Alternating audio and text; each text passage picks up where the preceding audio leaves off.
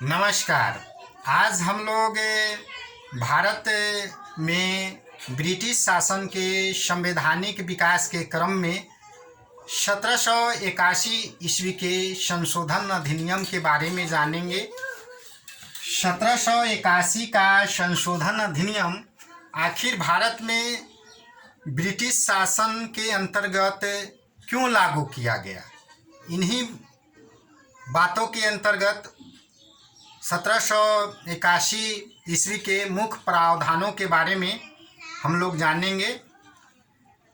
भारत में 1773 ईस्वी के रेगुलेटिंग एक्ट के लागू होने के बाद इसमें कई प्रकार से कमियां ब्रिटिश संसद में अनुभव किया जाने लगा। ब्रिटिश संसद में यह आवाज़ उठने लगी कि भारत में जो रेगुलेटिंग एक्ट लागू किया गया है वह पूर्ण रूप से सफलता की ओर नहीं बढ़ रहा है, इसलिए वहाँ पर इसके दोषों को दूर करने के लिए आपसी विचार विमर्श के बाद इसमें संशोधन करने का प्रावधान किया गया और इसी क्रम में ब्रिटिश संसद ने 1781 ईस्वी में दो समितियां बनाई, नियुक्त की, प्रवर समिति और गुप्त समिति। तो प्रवर समिति और गुप्त समिति का गठन ब्रिटिश सरकार इस सिलसिले में की कि भारत में गवर्नर जनरल की परिषद और सर्वोच्च न्यायालय के मध्य बातों को लेकर ज़्यादा जो है से उनमें उलझने जो है से आपस में बढ़ते चला जा रहा था, जिसके लिए ब्रिटिश संसद ने 1781 ईस्वी के संशोधन को मंजूरी दिया। 1781 ईस्वी के संशोधन को लागू करने से पहले ब्रिटिश संसद ने एडमंड बर्क की अध्यक्षता में भारत में न्याय व्यवस्था की जांच, सर्वोच्च न्यायालय का कार्य क्षेत्र और कार्यकारिणी परिषद के बीच तालमेल के बीच उत्पन्न हुए अन्य प्रकार की उलझनों को दूर करने के लिए प्रवर समिति के अंतर्गत इसका जांच का जिम्मा जो है से एडमंड बर्क को दिया। एडमंड बर्क ने उसी वर्ष अपना संशोधन अधिनियम जो 1781 ईस्वी का अधिनियम के नाम से जाना जाता है, उसे जो है लागू करने में अपना मुख्य योगदान जो है से दिलवाया। 1781 ईस्वी को जो प्रावधान लागू किया गया उसे अमेंडिंग एक्ट के नाम से भी जाना जाता है। इसे एक्ट ऑफ सेटलमेंट के नाम से भी जाना जाता है। इसे बंदोबस्त कानून के नाम से भी जाना जाता है, या फिर इसे बंगाल जुडिशियरी एक्ट के नाम से भी जाना जाता है। जब यह एक्ट 1781 ईस्वी में एडमंड बर्क की अध्यक्षता के बाद उसकी सिफारिशों पर लागू किया गया, तो एडमंड बर्क एक आयरिश राजनेता थे जो डबलिन में पैदा लिए थे और 1766 ईस्वी से 17 1994 ईस्वी तक ब्रिटिश संसद के अंतर्गत, हाउस ऑफ कॉमन्स के अंतर्गत सांसद के रूप में सेवारत थे। 1781 ईस्वी का संशोधन अधिनियम जो भारत में ब्रिटिश शासन के अंतर्गत लागू किया गया, तो इसका मुख्य उद्देश्य यह था कि यह रेगुलेटिंग एक्ट की कमियों को भारत में दूर करे और ब्रिटिश शासन को भारत में शासन के संचालन में सहयोग प्रदान करे। इसी उद्देश्य से 1781 ईस्वी का संशोधनात्मक जो अधिनियम था उसे भारत में लागू किया गया। इस अधिनियम के अंतर्गत मुख्य प्रावधान किए गए जो भारत में पूर्णतः सफल नहीं हुआ और इसके बाद भी ब्रिटिश सरकार को 1784 ईस्वी का पिट्स इंडिया एक्ट जो है से लागू करना पड़ा। तो इसके मुख्य प्रावधानों को हम लोग जानेंगे।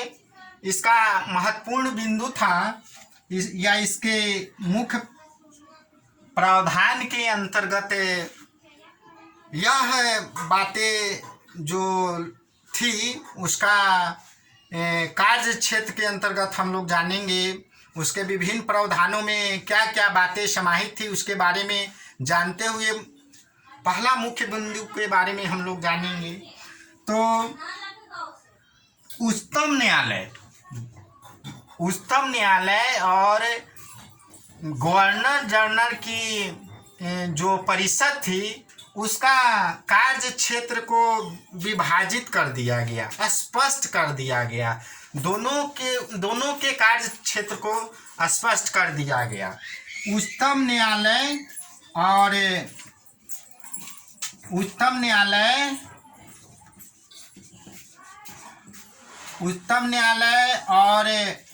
परिषद जो बंगाल के गवर्नर जनरल थे उनके परिषद का कार्य क्षेत्र स्पष्ट कर दिया गया।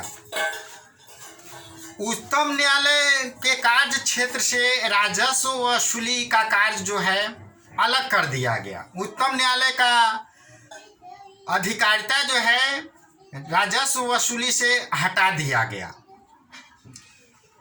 राजस्व वसूली के अंतर्गत जो काश्तकार, किसान और कंपनी के कर्मचारी थे उन पर उच्चतम न्यायालय की अधिकारिता को लागू नहीं किया जा सकता था। ये जो है से मुख्य बिंदु था। दूसरे बिंदु के अंतर्गत हम लोग जानेंगे कि इसमें क्या हुआ। इसका दूसरा मुख्य बिंदु के अंतर्गत कि जो भारत में उच्चतम न्यायालय के अंतर्गत उसकी अधिकारिता जो पूर्ण रूप से कलकत्ता के निवासियों पर लागू होता था वह पदाधिकारियों और कर्मचारियों पर लागू नहीं किया जा सकता था। इसी के अंतर्गत क्या हुआ कि भारत में हिंदुओं और मुस्लिमों को उनके कानून के यानी हिंदुओं को हिंदू के कानून के अंतर्गत और मुस्लिमों को इस्लामिक कानून के अंतर्गत जो है से न्याय व्यवस्था देने की बात जो है से कहा गया। हिंदुओं और मुस्लिमों को उनके अपने अपने कानून के द्वारा जो है न्याय व्यवस्था या किसी भी क्षेत्र के कार्य को करने का प्रावधान जो है से किया गया।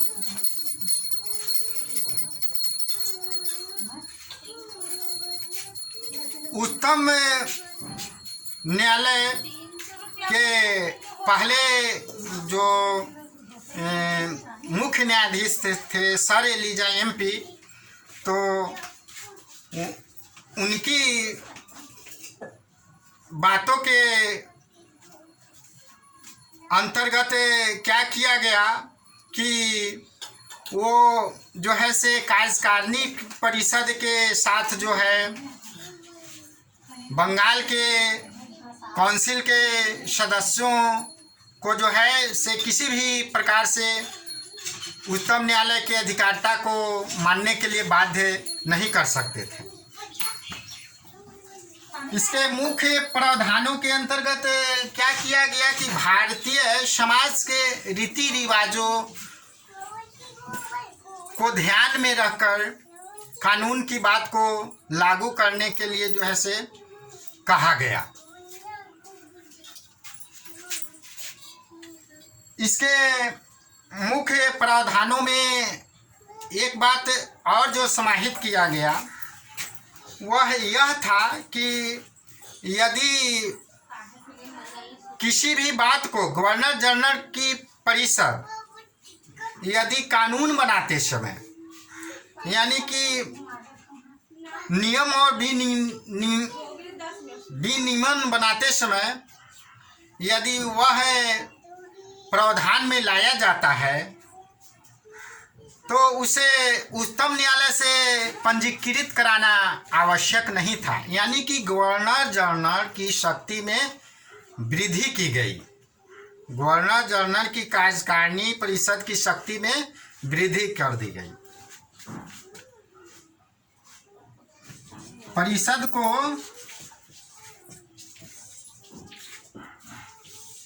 और मजबूती मिला इससे। साथ ही साथ परिषद के सदस्यों की संख्या घटाकर 3 कर दी गई।